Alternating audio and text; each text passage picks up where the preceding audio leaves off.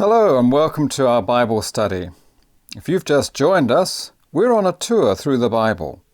In each episode, we quickly travel through one book. My hope and prayer is that after viewing the books from the air, so to speak, you'll be encouraged and motivated to get down on the ground and read the book for yourself.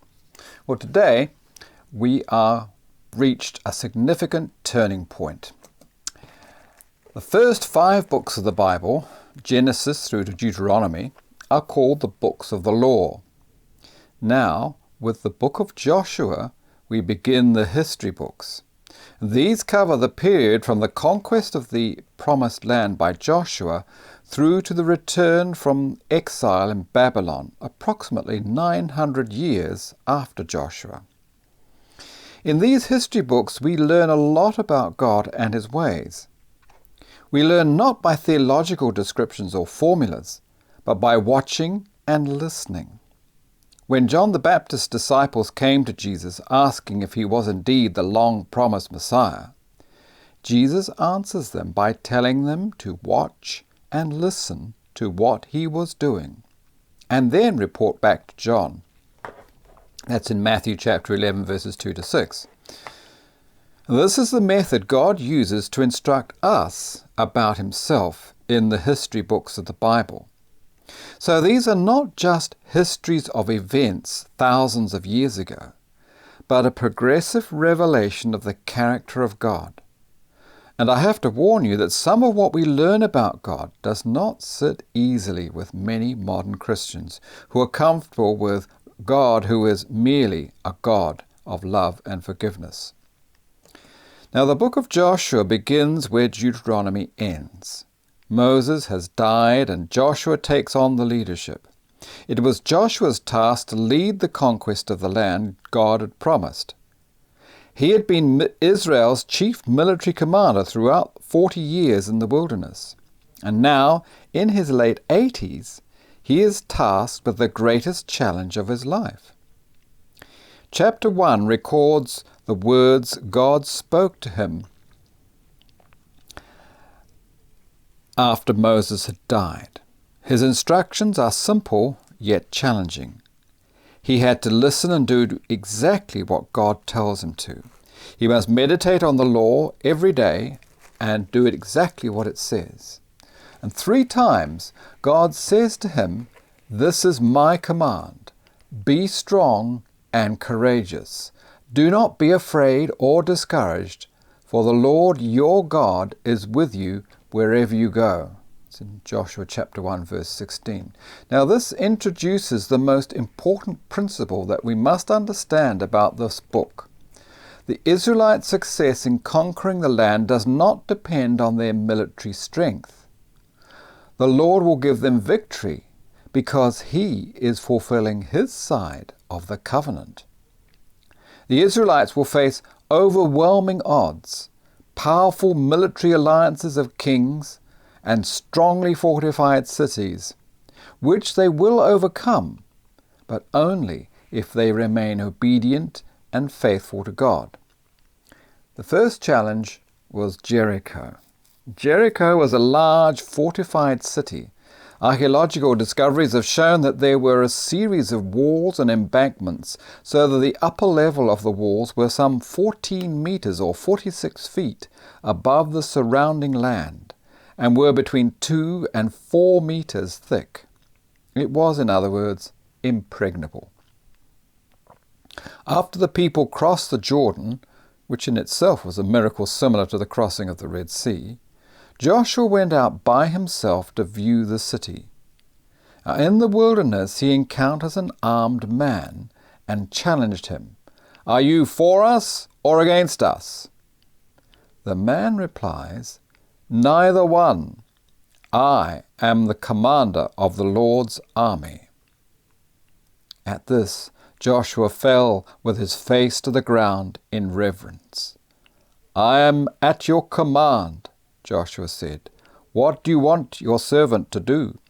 It's in Joshua chapter 5, verses 14 to 15. Now at this point, we need to ask, who is the commander of the Lord's army? This is no angel. because Joshua worships him. The commander of the Lord's army is described in Revelation chapter 19, 11-16. He is the King of Kings and the Lord of Lords, Jesus Christ himself. Joshua encounters the pre-incarnate Christ, and it is he who will lead Joshua to victory. The Lord gives Joshua precise instructions about marching round the city walls for 7 days, and on the 7th day those huge, strong walls collapsed and the city was taken. Now, this supernatural victory is followed by a humiliating defeat when a small city called Ai is attacked. This was a huge crisis for Joshua. After the amazing victory over Jericho, why did a small city like Ai defeat them? After a day of fasting and prayer by Joshua and the elders, the Lord revealed the reason. One man had disobeyed the Lord's instructions and took for himself booty from Jericho. Joshua chapter 7. And nothing so dramatically highlights the fact that the Israelites were totally dependent on the Lord for victory, and the Lord expected and demanded total obedience to his commands from every single person in Joshua's army.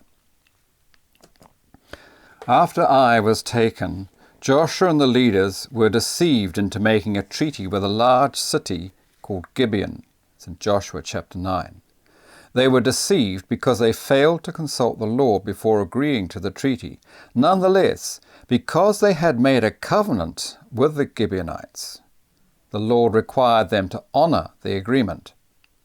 But because the Gibeonites had made peace with the Israelites, an alliance of 5 powerful kings and their armies came and surrounded Gibeon to destroy it as a punishment for making peace with the Israelites. The Gibeonites sent a message to Joshua, and he marched through the night and attacked the 5 armies, even though he was hopelessly outnumbered. The Lord told Joshua, "Do not be afraid of them, for I have given you victory over them. Not a single one of them will be able to stand up to you." The kings and their armies were taken totally by surprise and retreated in confusion. Then the Lord caused a terrific hailstorm, and the huge hailstones killed thousands of soldiers. The armies were utterly defeated and scattered, the 5 kings executed, and their lands and cities captured. Now, after describing these amazing and miraculous first battles, the book then briefly describes 2 further campaigns to the south and then to the north. Then from chapter 13 through to chapter 21, the book records how the conquered land was divided up among the 12 tribes of Israel. And the remaining 3 chapters, 22 to 24, describe the first years of settlement in the land. Joshua and the people renewed the covenant, and after a farewell speech, Joshua dies, aged 110. Now, for the modern reader, the book of Joshua raises some very difficult questions. The description of 10 years of warfare in which whole cities are burnt to the ground and thousands of men, women, and children are killed is uncomfortable reading. By modern standards, these actions probably would be judged as war crimes. And while it can be said that what the Israelites did was nothing out of the ordinary by the standards of those days, the real moral problem for the modern Christian is that all this violence and bloodshed was led and directed by God himself. Now, the key to understanding what God did is to look at the conquest of Canaan from God's perspective and not from man's perspective. In doing this, you may have to enlarge your ideas about God. So here are several things which may help us to see God's point of view. Now, way back in Genesis chapter 15, God tells Abraham that after 4 generations his descendants will return from captivity to take the land God has promised. God said to Abraham, "In the 4th generation your descendants will come back here, for the sin of the Amorites has not yet reached its full measure. Now the Amorites were one of the major people groups occupying the land and the cities of Jericho, Ai, and Hazor, the three cities that were totally destroyed and burned to the ground. Now what these words of God reveal is that the destruction brought by Joshua was God's judgment on the sin of the Amorites, which had become so bad that there was no other option left except judgment, just like the cities of Sodom and Gomorrah.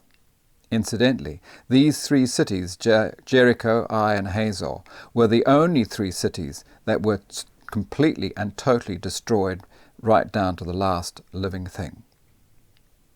The second thing that helps us to understand God's actions was that the land had become deeply polluted by the vile idolatry and sexual depravity of the peoples living there. In Leviticus chapter 18, verse 24, God tells the Israelites that the land they will occupy is so defiled that it will vomit out the inhabitants from it, and warns them that the same will happen to the Israelites if they copy the Canaanite practices. Thirdly, God kept his promise and covenant to give his chosen people a land of their own. The land he chose to give them was occupied by a people who had to be judged because their depravity had passed beyond the point of redemption. The Jericho prostitute, Rahab, who sheltered Joshua's 2 spies, that's in Joshua chapter 2, shows us that the people in fact did have a choice. Rahab told the spies that all the people in the land knew of the wonders that God had done for the Israelites and how God had given them their land. Now Rahab acknowledged God, helped the Israelites, accepted God as her God, and amazingly became an ancestor of the Messiah himself. Now the kings and people of the land had the same knowledge as Rahab, but they chose not to accept God and accept the Israelites, and so the judgment of God fell upon them. Now today we must not forget that God, who offers mercy and salvation through his Son, is also the God who will judge and punish sin. God has given us his Son to save us from his judgment on our sin. Why? Because he loves us and wants none to perish. Now, those of you who'd like to follow up on this with your own discussion, or in a group or by yourself, here are some discussion points that you might like to think about. Firstly, have you ever been in a situation in which you felt totally overwhelmed? What helped you to get through? Secondly, if you had been living in the city of Jericho and knew, like Rahab, that God was going to destroy your city, what would you have done? And thirdly, in both world wars, Germans and the English prayed to God to give them victory. Do you think it is right that soldiers should pray to God to help them in battle? Well, we finished our study, and I hope that you have enjoyed it and that you'll be encouraged to read the book for yourself and to see what God is doing. So I pray that you will join us again next time when we look at the book of Judges.